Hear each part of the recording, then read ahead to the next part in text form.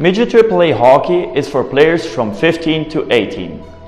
There's many various national or regional leagues, which are run independently from the schools.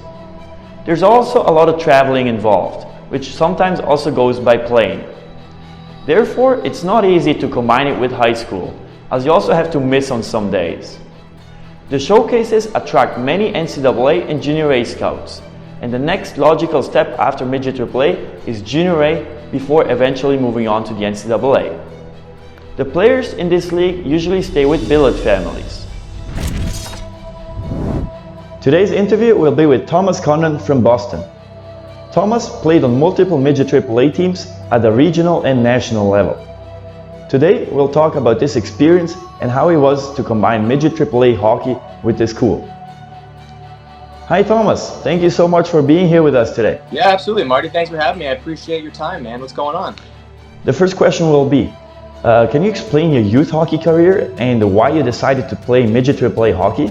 For sure, man. So I grew up playing in the Boston area in what's called the NBHL.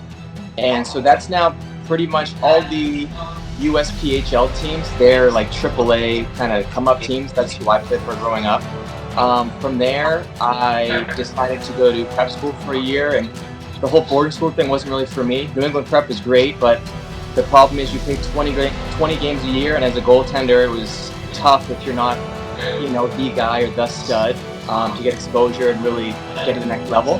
And so the following year, I decided to play Midget AAA, and that way get more exposure to junior, college, that kind of thing, so I could bring my career to the next level. And how was it organized? Did you play at a regional or a national level? I played for the Boston Junior Rangers, and so the first year I played for them, we were an independent team, and so we would pretty much go to all the biggest tournaments in the nation to play all of the different high-performance league teams, like your Little Caesars, Honey Baked, Honda, that kind of thing. And then we also had a local schedule where we'd play junior B teams, other AAA teams in the area. And basically we traveled the country to play the best teams we could and get the most exposure we could to different junior teams and college teams as well. How was the hockey organized with the school? Was the team totally separate from the school, or was it also coordinated? Totally separate. So what I would do is essentially I had to unfortunately miss a lot of Fridays of school, and so I would just, with my teachers in advance, say, hey, listen, I can't be in class Friday, and so would you mind giving me the homework so I could get it done and I'm not missing any schoolwork. But it was 100% separate, so I had to very much be vigilant and proactive to make sure I was ahead of my studies. And when you went on to play those tournaments at the national level, was there a lot of scouts there, and did you get to talk to them a lot?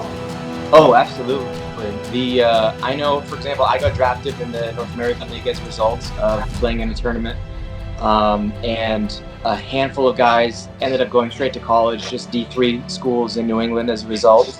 And we also had a handful of guys get drafted in the USHL, and I think at every major tournament we went to, whether it was me or someone else on the team, would speak to a different junior coach, college coach, that kind of thing. And over the 3 years that I played AAA, I every summer was at a different junior camp, whether it was major junior or AAA, or minor junior, so to speak, for trying to, like I said, get to the next level, and all of my teammates did pretty much the same thing. So how did you even get a spot on a Midget AAA team? And how does one go about finding a team and getting to play for one? Well, I think it varies for everybody. I know if you are in like a high performance league, let's say, you might graduate up to it if you played in their AAA organization. For example, if you played for Honey Baked growing up, you might just rise to Honey Baked the whole way. For me personally, I had a personal connection with the coach at the time because he coached me at a younger age and just a middle school team, and so we had kept in contact because he knew that I had played AAA and so on and so forth, and he was a coach in the USHL, and so I had kept in contact. When he started the team, he gave me a call, and it just worked out perfectly for me. Yeah, so you already mentioned it before. Can you compare prep school hockey with Midget AAA hockey? Sure. So the difference really is just focus on hockey as opposed to academics and hockey. And so basically the biggest thing is with prep school, you pay 20 games, maybe 21 games if you win the prep school championship. And so it doesn't give you a ton of exposure. So if you have 3, 4, 5 bad games, it kind of could ruin it for you. Whereas when you play AAA, because you're paying 50, 60 games a year, if you have a couple of bad games, these things happen, you know. You still get the exposure because you're playing so many games. You know what I'm saying? Yeah, so you said that you had to travel a lot and miss some school.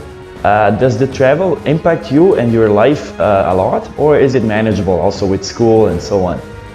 I think it's definitely manageable, but it all depends on who you are as a person, you know. And some guys, school is very important to them. Like with my family, academics is always important. And other guys, if you don't care about school, you don't care about school. You know, that kind of goes without saying. And so I think if you're willing to put in the time, and it might take a little extra time of studying on the bus or on the plane, but if you're willing to do it, it's not a problem. So that was it for today, Thomas. Thank you again for being here with us today. Yeah, absolutely. Thank you so much for having me. I appreciate it.